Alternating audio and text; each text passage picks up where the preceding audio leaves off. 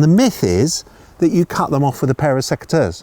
Don't do it. Now the temptation might be to put down a weed suppressing membrane, ditch the crocks. And this is a bit of a myth that's grown up over hundreds of years really.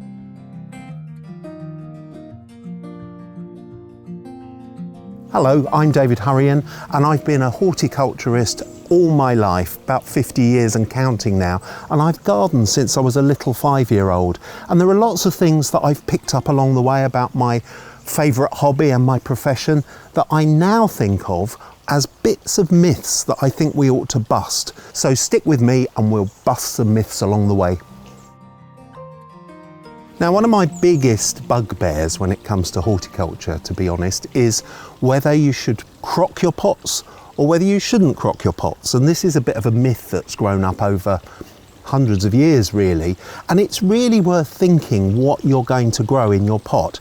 Crocking just means getting some broken pieces of pottery, old pots that have been crushed up, or even big stones, and using them to cover the drainage holes in the bottom of the pot. So I've got a really big drainage hole down in the bottom of this pot, and all I'll simply do is put a few bits of crock over the drainage hole, and the idea is it stops all the compost draining out through that hole, keeps it in the pot where the plants can root into it. Now that's a really good idea for things that are going to be permanently planted in big pots like this, where they're going to be in this pot for perhaps 2 or 3 years before you knock them out and repot them into fresh compost, because you want that drainage throughout the winter to stop the pot becoming waterlogged.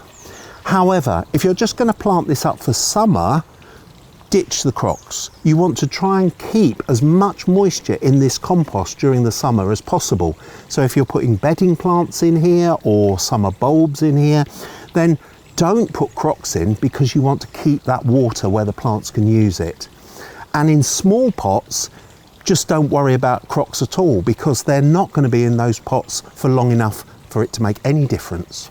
Now, I love coming out and gardening out in the garden itself during the summer, particularly when I've got this lovely running water in the background, because it makes me feel really calm and relaxed. Now, some myths are as basic even as how you fill a pot or a seed tray, to be honest.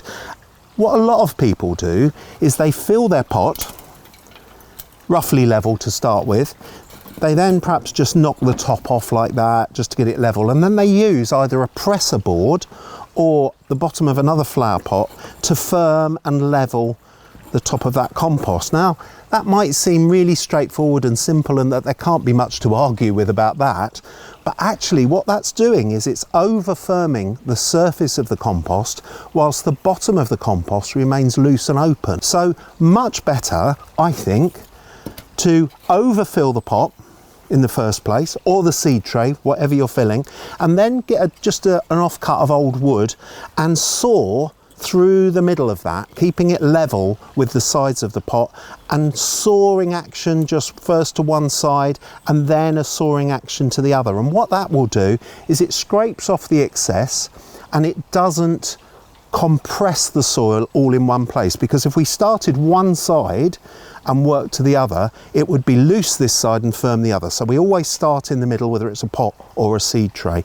So having done that, I then simply hold the sides of the pot quite firmly and tap it once, twice, 3 times on the surface of the table, or even on the ground if you need to. And that's leveled that compost down. It's got a nice even surface to sow seeds into or to put cuttings into. And most importantly, what it's done is it's evenly consolidated that compost right the way down to the bottom of the pot without over firming the surface. So having done that, I'm going to go and have a cup of tea, bring it down here and sit and listen to my beautiful waterfall in the background. Now, I love coming out into the garden to get on with all those really important jobs like weeding any time of year, because the more you keep on top of them, the more you'll keep those weeds small and they're easier to deal with. Now, the temptation might be to put down a weed suppressing membrane to stop those weeds germinating, and then cover it over with either an organic mulch like this is a really nice fibrous organic mulch, or even stones. And the problem with that is that the soil then loses its intimate connection with the air above. So you need, particularly if you're mulching with organic matter, to keep that connection so that the organic matter can rot down and feed into the soil. And putting a weed suppressing membrane down stops that contact. So far better to put down a really nice deep mulch, to keep on with the weeds, and every so often to sit back and listen to the sound of the water and imagine what a perfect garden you've got. Now when it comes to edging a lawn, you might find it really useful to have one of these. This is a half moon edger, and because of the shape of it, it needs using in a particular way.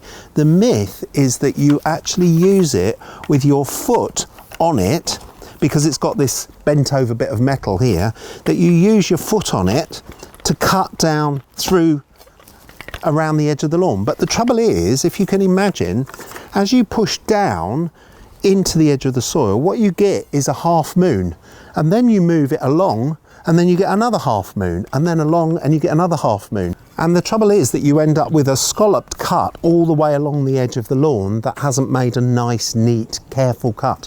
So the way these are designed to be used is actually at an angle, and you use it in a soaring motion, slotting into the edge of the ground, lifting up and down and cutting back as you go. And that gives you a continuous slice along the edge of the lawn, which means when you come to peel the cut turf off, it makes a nice, neat edge.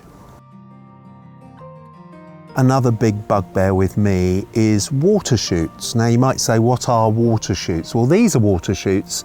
These things here that have been produced on the stem, they're very vigorous shoots that have grown in the early part of the year. We've got all the rest of this lovely cornice growing above us, but at some stage some of the branches have been cut off low down, and that encourages the plant to make vigorous spring growth, which is powered by water or water shoots. You get this a lot on apple trees and on pear trees if you've cut big branches off. And the trouble is, if you leave these in place, they might grow quite strongly and take some of the energy out of the rest of the tree, but also they might not be quite growing in the right place and make the tree look a bit unbalanced.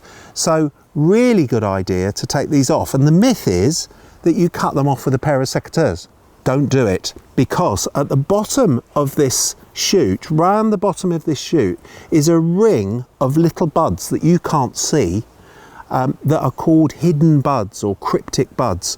And they, if you cut back to them, will start to grow again. So in a year's time, you'll get another whoosh of water shoots.